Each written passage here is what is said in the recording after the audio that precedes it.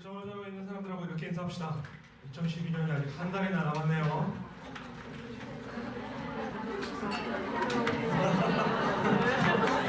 제가 한 달이나 남았네요. 일단 여기 누군가가 한 달밖에 안 남았어.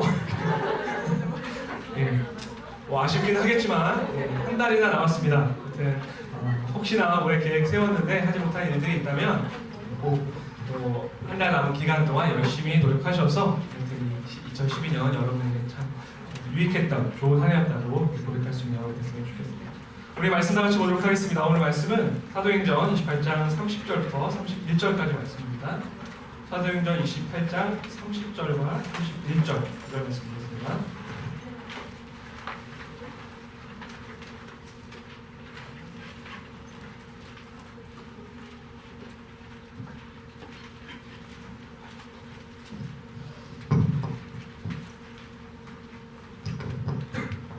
자, 두 절 말씀이니까 저와 여러분이 한 목소리로 읽어보도록 하겠습니다. 사도행전 28장 30절 31절 사도행전의 맨 마지막 두 절 말씀입니다. 자, 같이 읽겠습니다. 시작. 바울이 온 이태를 자기 셋집에 유하며 자기에게 오는 사람을 다 영접하고 담대히 하나님 나라를 전파하며 주 예수 그리스도께 관한 것을 가르치되 그 많은 사람이 없었더라. 뭐 여러분이 아는지는 모르겠지만 오늘로써 지난 2월, 올해 2월부터 주일 예배 설교와 또 예배 이후에 우리 선생님들과 함께하는 그 성경 공부 시간에 나눴던 사도행전을 이제 드디어 마치게 됩니다. 사도행전이 첫 부분은 비교적 이렇게 내용이 이해하기가 어렵지 않지만 중간 부분으로 가면 계속 그 사도 바울이 이곳저곳 다니면서 복음을 전하고 또 그로 인해서 많은 사건들이 나오기 때문에 사실 읽기가 좀 쉬운 책은 아닙니다. 그래서 이번 기회를 통해서 여러분이 조금이나마 사도행전이라는 그 책에 대한 이해를 더 많이 넓혔을 거라고 생각을 합니다. 사도행전 1장부터 28장까지 가장 중심되는 내용은 교회의 설립과 그 교회를 통한 복음의 전파입니다. 이렇게 될 수 있었던 것은 무엇보다도 그 당시에 여러 사도들과 크리스찬들의 정말 헌신과 희생 그리고 그들과 함께 하시며 도우신 하나님의 은혜 때문이었습니다. 우리가 사도행전을 이렇게 한 장씩 읽다 보면 그 가운데 역사하시는 하나님의 은혜가 얼마나 큰지 깨닫게 되는데 그것은 사도행전의 가장 마지막 절인 오늘 본문에서도 마찬가지입니다. 저는 오늘 사도행전을 마치면서 이 책의 가장 마지막 두 구절을 통해 나타나는 그런 하나님의 은혜 두 가지를 마지막으로 여러분과 함께 나누고자 합니다.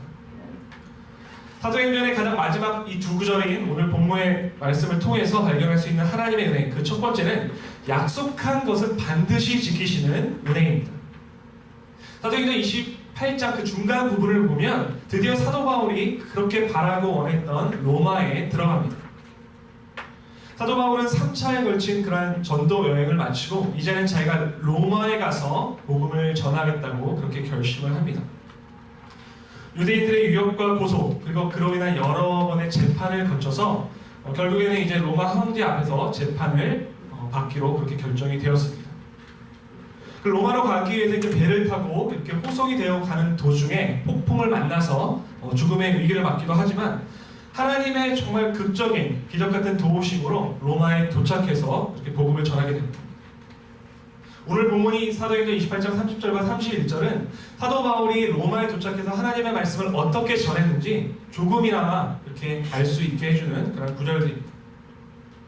사도 바울은 로마에 도착해서도 재판을 받고 또 확정된 판결을 받기까지 2년이라는 시간을 기다려야 했습니다.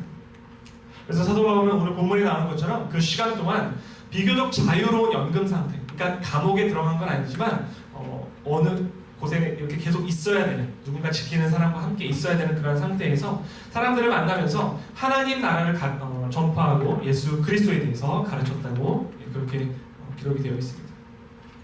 사도행전 1장 8절, 그러니까 가장 첫 번째 장의 초반부를 보면 예수님께서, 그러니까 부활하신 예수님께서 제자들에게 이런 말씀을 남기시고 다시 하늘에 올라가십니다.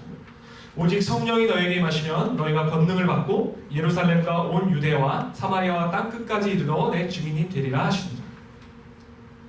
하나님은 예수님의 그 12 제자들 그들이 예루살렘과 온 유대와 사마리아의 복음을 전하는 하나님의 증인이 되도록 그렇게 하셨습니다.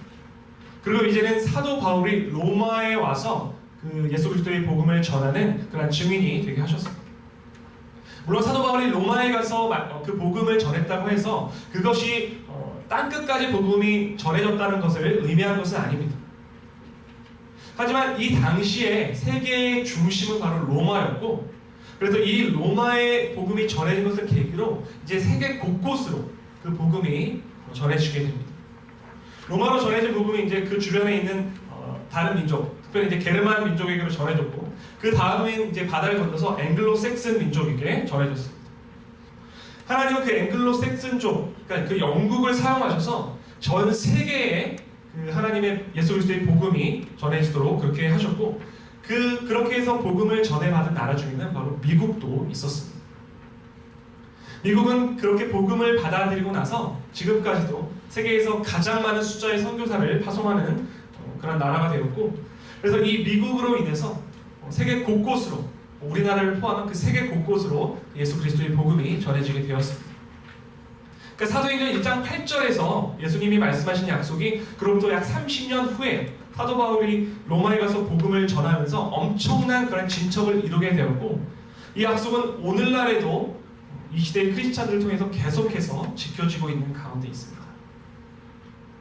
하나님이 약속을 잘 지키신다는 것, 그래서 정말 신실하신 하나님이시라는 증거는 성경의 곳곳에서도 우리가 발견할 수 있습니다. 하나님은 창세기 3장 15절에서 아담과 하와가 하나님의 말씀을 어기고 선악과를 먹는 그런 범죄로 타락하게 된 후에 우리 인간을 위해서 예수 그리스도를 보내주시겠다고 약속을 하셨고, 그때로부터 정말 한 수천 년이 흐른 뒤에 정말로 예수 그리스도를 이 땅에 보내주셨습니다. 그리고 창세기 12장 1절과 2절을 보면 아브라함에게 너를 통해서 내가 큰 민족을 이루겠다고 말씀을 하셨는데, 실제로 수백 년이 지난 후에 그를 통해서 큰 민족을 이루게 하셨습니다. 또 하나님은 창세기 15장 13절 14절에서 아브라함의 자손이 약 400여 년 만에 가나안으로 이렇게 다시 돌아올 거라고 말씀을 하셨는데, 출애굽하고 가나안에 입성함으로써 그 약속 또한 지켜지게 되었습니다.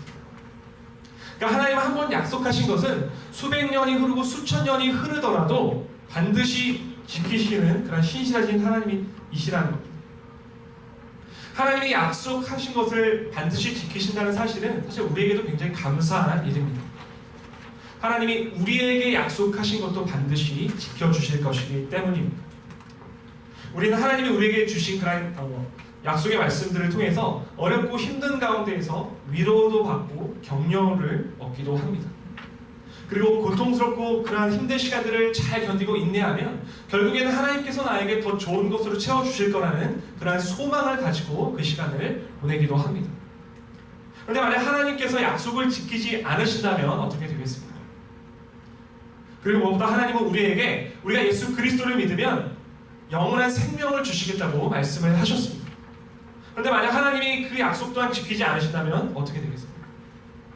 지금 우리가 하고 있는 이 신앙생활 모두가 아무런 의미가 없는 그러한 것이 되고 말 것입니다. 사람들이 이렇게 많은 증거들, 하나님께서는 약속을 지키신다는 그런 많은 증거들에도 불구하고 하나님을 의심하고 합니다. 그러니까 주변에 있는 사람들, 약속을 지키지 않는 그런 사람들을 너무 많이 봐서 하나님도 이거 지키기 힘드실 건데 라고 우리의 짐작으로 그렇게 생각해버리고 마는 겁니다. 이것은 때때로 우리가 가장 믿을 수 있다고 하는, 이 세상에서 그래도 이분만은 믿을 수 있어라고 하는 우리 부모님들도 마찬가지입니다. 제가 초등학교 때 예전에 한번 이 얘기를 했던 것 같은데, 한 번은 예년보다 세뱃돈을 좀 많이 받은 적이 있었습니다. 제가 초등학교 때면 거의 한 20년 전이죠. 20년? 30년 전이군요. 저희 형과 작은 누나, 그리고 저까지 포함해서 저희 큰 누나는 얼마를 받았는지 모르겠어요. 그런데 각자가 얼마를 받았냐면 친척들로부터 9만 원이 넘는 세뱃돈을 받았습니다. 뭐 모르겠어요. 여러분은 뭐 정말 부유한 집 아들, 딸들은 뭐 수표도 받을지 모르겠지만 9만 원이면 그 당시 굉장히 큰 돈이었습니다. 그래서 저희 셋 다 좋아가지고 이걸 가지고 뭘 할까 하면서 이렇게 막 그 꿈에 부풀어 있었는데, 저희 어머니 하시는 말씀이 괜히 가지고 있으면 잃어버리니까 은행에 예금, 그러니까 저축하라고 하시는 겁니다. 그러니까 은행에 넣었다가 니네가 쓰고 싶으면 언제든지 찾아서 써도 되니까 그냥 넣었다가 나중에 써라고 이렇게 하셨고 저희는 모두 또 어머님 말씀에 순종을 해서 그렇게 했습니다. 근데 나중에 몇 개월이 지나고 그 통장을 보면서 제가 충격적인 사실을 알게 됐는데 저희 어머니가 저희 셋의 그 돈을 몽땅 찾아서 학교 육성회비로 내신 겁니다. 그때 그 충격은 정말 이루 말할 수 없었습니다. 그래서 제가 저희 어머니께 따졌습니다. 아니 이거 나중에 저희 보고 쓰라면서요. 이거 이렇게 쓰시면 어떡해요? 그랬더니 저희 엄마가 좀 미안한 듯 엄마가 육성회비 낼 때 썼어. 너희 학교 다닐 때 쓴 거잖아. 뭐 그럴 수도 있지. 그래도 제 마음가에 너무 이 억울한 마음에 이런 법이 어디 있어요? 라고 하면서 정말 이렇게 계속 따지듯이 물었더니 또 이제 그때가 되니까 저희 어머니의 입에서 그 엄마들만의 그 레퍼토리가 나오기 시작합니다. 엄마가 좀 필요하게 쓸 수도 있지 왜 그래? 뭘 그걸 가지고 그래? 너희 세뱃돈 내가 안 주면 다른 친구도 안 줘. 내가 주니까 주는 거야. 라고 하면서 마지막으로 또 결정적인 레퍼토리죠. 정 억울하면 이 돈 줄 테니까 다음부터 재워주고 너 요즘값 내라. 그러니까 엄마들이 뭔가 조금 불리하다 싶으면 사용하곤 하시는 그 먹여주고 재워주는 감내 드립. 예. 저는 어쩔 수 없이 할 말 있고 가만히 있을 수밖에 없었습니다. 물론 부모님들이 일부러 여러분을 속이기 위해서 그렇게 약속을 지키지 않는 것은 아닙니다. 때로는 이제 깜빡 잊기도 하시고 또 어쩔 때는 정말 돈이 없으시면 예를 들면 저의 경우처럼 어쩔 수 없이 그걸 갖다 쓰시는 그런 경우도 있는 것이지 일부러 약속을 지키지 않기 위해서 노력하시는 부모님은 없습니다. 하지만 어떤 이유에서 보면 그런 부모님조차 우리에게 약속을 지키지 못할 때가 많지만 우리 하나님은 그렇지 않다는 겁니다. 하나님은 반드시 약속을 지키시는 분이십니다. 근데 가끔은 우리가 원하는 그 약속을 지키는 때 이때 지켜주셨으면 좋겠다라고 바라는 때와 하나님이 약속을 지켜줘야지라고 생각하시는 그때는 다르곤 합니다. 그래서 우리는 우리 생각에 하나님 이때 약속을 지켜주세요라고 기도하면서 그때 안 지켜주시면 하나님 이거 왜 약속을 지켜주시지 않나라고 이렇게 의문을 가지고 합니다. 하지만 몇천 년 만에 예수 그리스도를 보내신 것이나 몇백 년 만에 그 이스라엘 백성들을 출애굽시켜서 가나안으로 다시 보내신 데서 알 수 있듯이 하나님이 약속을 지키시기까지는 우리의 생각과는 다르게 수백 년 혹은 수천 년 이렇게 오랜 시간이 걸리는 적도 있습니다. 그럼 아마 이렇게 질문할 수도 있습니다. 그러니까 아담과 하와의 범죄로부터 예수 그리스도를 보내서 우리를 구원하기로 하셨으면 그러면 좀 일찍 보내주시지 왜 몇천 년이나 기다렸다 보내주십니까? 이스라엘을 가나안으로 다시 돌아오게 하실 때 좀 일찍 돌아오게 하시지 왜 400년이나 그 고생을 하다가 결국 돌아오게 하십니까? 근데 이 부분은 우리가 흔히 하나님의 주권이라고 부르는 부분입니다.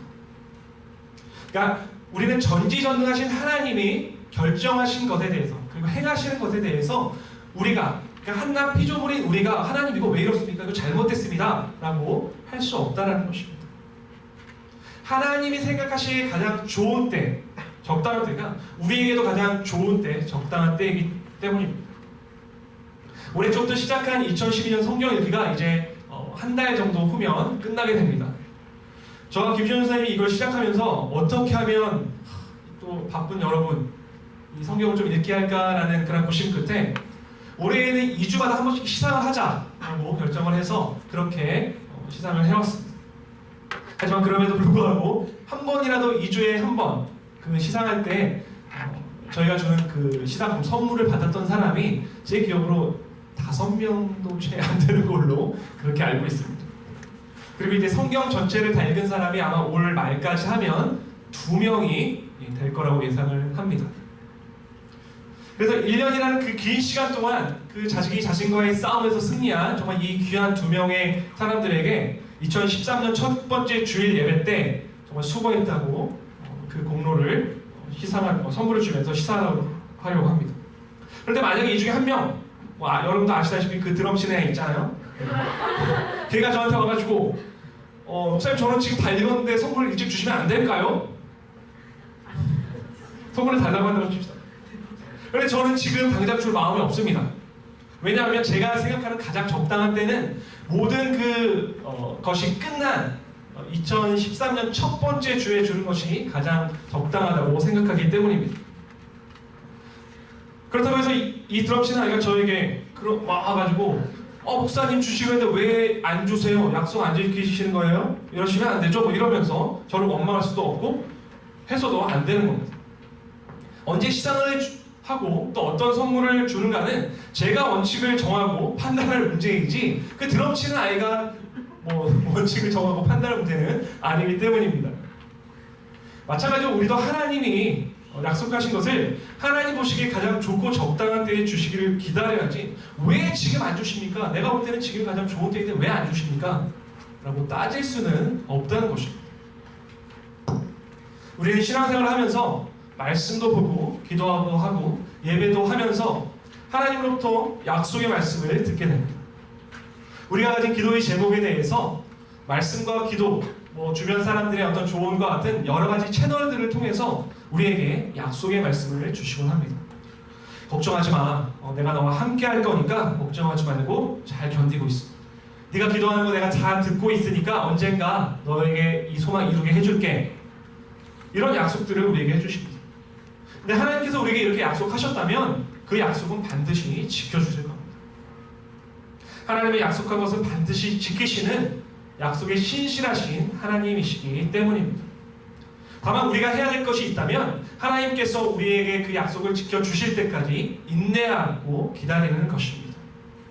그 기다리는 시간이 우리의 생각이 좀 길어 보입니다. 그래서 약속을 정말 지키실지 의심이 된다고 하더라도 그래서 좀 고통스럽더라도 하나님께서 반드시 우리에게 정말 가장 좋은 때에 좋은 것으로 채워주실 것을 믿고 기다려야 하는 것입니다. 오늘 본문 말씀을 통해서 발견할 수 있는 은혜, 그 두 번째는 우리와 함께 일하길 원하시는 은혜입니다. 사도행전 맨 마지막 구절인 28장 31절은 그 마지막, 그러니까 한 권을 마무리하는 그런 마지막 절인데도 불구하고 그 결론이 명확하게 나와 있지 않습니다. 그냥 뭐라고 나와 있냐면 단순히 사도 바울이 하나님 나라를 전파하고 예수 그리스도에 대해서 가르쳤다라고 이렇게만 나오는데 이게 우리가 볼 때는 왠지 뭔가 좀 제대로 끝난 것 같지 않습니다. 우리는 보통 마지막이라고 하면 뭔가 시원하게 딱 끝나는 게 우리의 마음도 편하고 그게 정말 좋은 결말이라고 이렇게 생각하는 경향이 있습니다. 예를 들자면 룻기처럼 룻이 결국에는 그렇게 어렵게 힘든 과정을 통해서 보아스라는 좋은 착한 남자를 만나서 나중에 자신 갖고 행복하게 잘 살았대더라 이런 거나 아니면 사복음서처럼 예수님께서 이 땅에 오셔서 여러 가지 사역들을 하시고 십자가의 죽음에도 불구하고 부활하셔서 승리하셨다더라 이런 어떤 결말들이 있기를 바라는 것이 우리의 대략적인 심정들입니다. 그래서 드라마나 영화를 볼 때도 마찬가지입니다. 우리는 드라마나 영화를 볼 때도 우리의 마음 가운데는 어쨌든 주인공이 어렵고 힘든 과정을 다 이겨내고 결국에는 잘 된다든가 하는 그런 속 시원한 결말을 원하곤 합니다. 제가 미국에 처음 왔던 그 2004년에 그때 왔기 때문에 기억나는데 한국에서 가장 인기 있던 드라마 중에 하나가 바로 파리의 연인이라는 드라마였어요. 여러분 초등학생도 안 됐을 때 나온 드라마였기 때문에 본 사람이 얼마나 될지 모르겠는데 근데 그 드라마가 엄청 있었는데 끝에 어떻게 결말을 맺었냐면 그 모든 것이 주인공의 꿈인 것으로 결말을 맺어서 그 당시 시청자들에게 엄청난 욕을 먹었습니다. 일부 사람들은 그전에 어떤 우리가 보았던 드라마와는 다른 정말 새로운 엔딩이다라고 하면서 좋아하는 사람들도 극소수가 있었지만 대부분의 사람들은 이 작가와 제작진 시청자를 우롱하는 거라고 하면서 막 홈페이지나 이런 데다가 엄청나게 욕하는 댓글을 달았다고 제가 들은 적이 있습니다. 이러한 우리의 특성상 사도행전의 결말도 우리에게는 그다지 마음에 드는 결말이 아닐 수도 있고 우리의 마음을 흡족하게 하는 결말이 아닐 수도 있습니다. 아마 우리가 원하는 결말은 이 사도 바울을 통해서 로마가 복음화되었다, 뒤집어졌다, 이런 결말을 원할지도 모르겠습니다. 그렇다면 하나님은 이 사도행전의 저자인 누가로 하여금 왜 이런 결말을 쓰도록 하셨겠습니까? 사도행전의 결말은 흔히 성경학자들로부터 미완성 결말, 열린 결말이라고 이렇게 불리곤 합니다. 그러니까 이건 무슨 뜻이냐면 끝나는 것이 아니라 계속해서 이어진다는 뜻이고 또 나중에 어떻게 하느냐에 따라서 그 결말이 달라질 수도 있다는 말입니다. 하나님께서 우리에게 이런 사도행전의 결말을 통해서 우리에게 바라셨던 것은 무엇이었겠습니까? 아마 하나님은 사도행전이 28장으로 끝나는 것이 아니라 29장, 30장, 30장 계속해서 이어지길 바라셨을 겁니다. 그리고 우리가 어떻게 하느냐에 따라서 이 사도행전의 결말이 해피엔딩이 될 수도 있고 새드엔딩이 될 수도 있다는 것을 말씀해 주고 싶으셨는지도 모릅니다. 그래서 각기 다른 시대를 살아가는 그 크리스찬들이 우리가 사도행전 29장을 새롭게 쓸 거야 라고 하면서 이렇게 열심히 노력하는 그런 모습들을 보이곤 합니다. 하나님이 그 옛날부터 지금까지 시대를 막론하고 그 각 시대를 살아가는 크리스찬들에게 가장 원하시는 것이 무엇이겠습니까? 그것은 바로 예수 그리스도의 복음을 전하는 것입니다. 요한복음 3장 16절에 나오는 것처럼 하나님이 세상을 사랑하셔서 우리를 위해서 우리를 구원하시기 위해서 독생자 예수 그리스도를 보내셨고 그분이 십자가에서 우리를 대신해 죽으심으로 우리가 그분을 믿을 때 구원을 얻게 되었다는 그 복된 소식을 세상에 있는 모든 사람들에게 정말 땅 끝에까지 가서라도 전하는 것이 바로 우리 하나님께서 우리에게 가장 원하시는 것입니다. 왜냐하면 그것이 하나님께서 가장 소중하게 원하시는 한 생명을 구하는 일이기 때문에 그렇습니다. 그래서 복음을 전하는 일이야말로 우리가 하나님을 기쁘시게 함으로 그분에 대한 사랑을 나타내는 것이고 또 우리 이웃들에게 가장 귀한 생명을 얻게 해줌으로 그들에 대한 사랑을 나타내는 일이기도 합니다. 그러니까 복음을 전하는 것이 바로 예수님께서 말씀하신 하나님 사랑과 이웃 사랑을 행하는 가장 좋은 방법이라는 것입니다. 그렇다면 우리가 해야 할 일은 과연 무엇이겠습니까? 사도행전 28장 17절을 보면 사도 바울은 로마에 도착하고 나서 먼저 로마에 있는 그런 유대인들에게 복음을 전했습니다. 이것은 이때만 나타나는 것이 아니라 사도행전 전체를 통해서 나타나는 사도 바울의 그 복음을 전하는 하나의 패턴이었습니다. 사도 바울은 어떤 새로운 도시에 들어가면 어떻게 했냐면 먼저 회당에 들어가서 그 회당에 모이는 유대인들에게 복음을 전했습니다. 그리고 그 다음에 이제 그 유대인들이 복음을 듣거나 안 듣거나에 상관없이 그 회당에서 나와서 또 만나게 되는 사람들, 특별히 이방인들에게 복음을 전하곤 했습니다. 그러니까 결론적으로 자신의 동족인 유대인에게 먼저 복음을 전하고 그 후에 자신의 동족은 아니지만 이방인들에게 복음을 전하는 그러한 패턴을 보여줬다는 것입니다. 그렇다면 우리가 가장 쉽게 복음을 전할 수 있는 대상이 누구겠습니까? 사도 바울이 했던 것처럼 바로 우리의 동족들입니다. 우리는 먼저 우리 주변의 이웃들에게 복음을 전해야 합니다. 그리고 예수님의 말씀처럼 그것으로 만족하는 것이 아니라 땅 끝까지 이르러서 그 복음을 전하기 위해서 노력해야 합니다. 가끔 어떤 사람들은 아니 우리나라 사람들에게도 다 복음을 전하지 못하는데 무슨 땅 끝까지 가서 복음을 전합니까? 라고 이렇게 말하는 사람들이 있어요. 그 사람들의 말이 100% 틀린 말은 아니지만 하지만 그 사람들의 말처럼 하면 우리는 결코 선교를 할 수 없습니다. 얼마 전에 텍스기빙 데이였는데 그 즈음에 하루는 누군가가 저희 집에 와서 이렇게 문을 두드렸습니다. 그러니까 누군가 이렇게 문을 열어봤더니 텍스기빙 데이를 맞이해서 병원에 있는 아이들에게 이렇게 도네이션 하라고 이렇게 찾아온 거였습니다. 그래서 이제 제 아내가 얼마 안 되는 돈이지만 이렇게 주면서 도네이션을 했습니다. 그 사람이 가고 나서 제가 이제 아내에게 이런 말을 했습니다. 나는 사실 이렇게 이런 사람들이 오면 도네이션 해야 한다는 거 내가 알겠는데 참 우리가 갚아야 되는 론을 생각하면 나는 이런저런 도네이션 하라고 할 때 좀 이렇게 선뜻하기가 힘든 것 같아 라고 제가 이렇게 말을 했습니다. 그랬더니 제 아내가 하는 말이 뭐였냐면 그런 생각 가지고 있으면 그렇게 하면 평생 도네이션 못해요 라는 거였습니다. 개인적으로 제 말도 틀린 말은 아니지만 제 아내가 했던 말이 더 맞다고 생각을 합니다. 이러니까 못하고 저러니까 못하고 이런저런 핑계를 대면서 하지 못하면 끝도 없습니다. 마찬가지로 선교도 우리가 우리 이웃들, 우리 민족부터 복음화시키고 해야지라고 하면 절대로 땅끝까지 들어서 선교를 할 수 없다는 것입니다. 그런데 하나님은 왜 우리로 하여금 이 전도와 선교의 사명을 감당하라고 이렇게 말씀하시겠습니까? 그 이유는 바로 우리를 사랑하시기 때문입니다. 하나님은 우리를 사랑하시기 때문에 사랑하는 우리와 함께 이 귀한 사명을 감당하기를 원하십니다. 제가 얼마 전까지 제 딸 이제 3살 하고 딱 한 달 됐죠. 37개월 된 제 딸 소정이와 자주 읽었던 책이 한 권 있습니다. 책의 제목이 뭐냐면 누가 내 머리에 똥 쌌어. 이게 우리가 볼 때 되게 웃기지만 이게 이 또래 아이들에게는 굉장한 베스트셀러입니다. 그 또래 애들은 안 읽은 아이들이 없을 정도로 굉장히 잘 나가는 책입니다. 내용도 간단합니다. 애들이 뭐 두꺼운 책 해봤자 애들 읽다가 지치고 읽지도 않습니다. 그 내용이 뭐냐면 두더지 한 마리가 어느 날 땅 위로 머리를 내밀었는데 우연찮게 똥을 맞습니다. 그래서 그 범인을 찾아다니는 그런 내용입니다.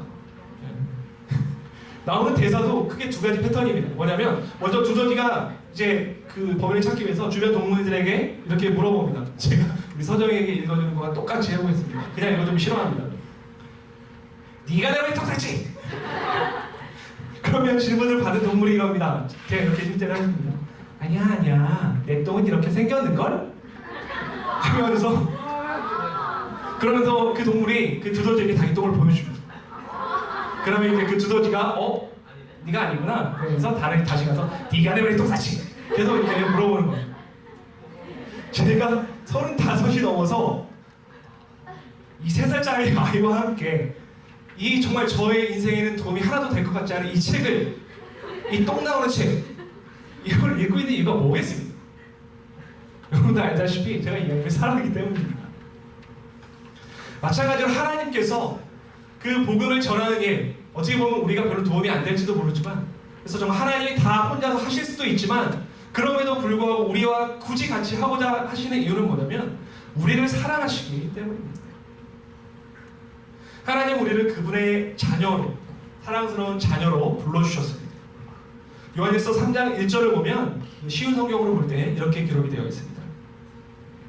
아버지께서 우리를 얼마나 사랑하고 계신지 생각해 보십시오. 하나님께서는 우리를 너무나 사랑하셔서 그분의 자녀라고 불러주셨습니다. 그리고 하나님은 우리를 자녀로 불러주신 것으로 끝난 것이 아니라 그 귀한 사역을 위해서 우리를 만드셨고 이제는 우리를 그 귀한 일에 부르신다고 말씀을 하십니다. 에베소서 2장 10절을 보면 또 이렇게 기록이 되어 있습니다. 우리는 그의 만드신 바라 그리스도 예수 안에서 선한 일을 위하여 지으심을 받은 자니 이 일은 하나님이 전에 예비하사 우리로 그 가운데서 행하게 하려 하심이니라. 그리고 디모데후서 4장 8절에 나오는 것처럼 하나님께서는 우리가 이 귀한 사역을 하나님과 함께 감당해 나갑니다.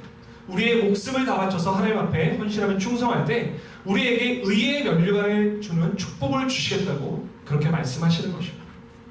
이것이 바로 하나님께서 우리에게 주시는 그 귀한 은혜인 것입니다. 말씀을 마무리하도록 하겠습니다. 하나님은 우리에게 말씀과 기도를 통해서 수많은 약속의 말씀들을 주십니다. 그리고 그 약속들을 반드시 지켜주십니다. 또한 하나님은 우리를 사랑하셔서 그 사랑하는 우리와 함께 일하고 싶으시다고 말씀하십니다. 그리고 우리가 하나님의 일, 특별히 복음을 전하는 일에 열심을 내고 헌신할 때 그 어느 것보다 큰 축복으로 우리에게 주시겠다고 말씀을 해주십니다. 우리의 약속을 지켜주시고 하나님을 일을 할 수 있도록 불러주시는 그리고 축복해 주시는 그런 하나님의 은혜를 이 세상에서 사는 날마다 경험하며 살아가는 저와 여러분 되시기를 주님의 이름으로 간절히 축원합니다. 다 같이 기도하겠습니다.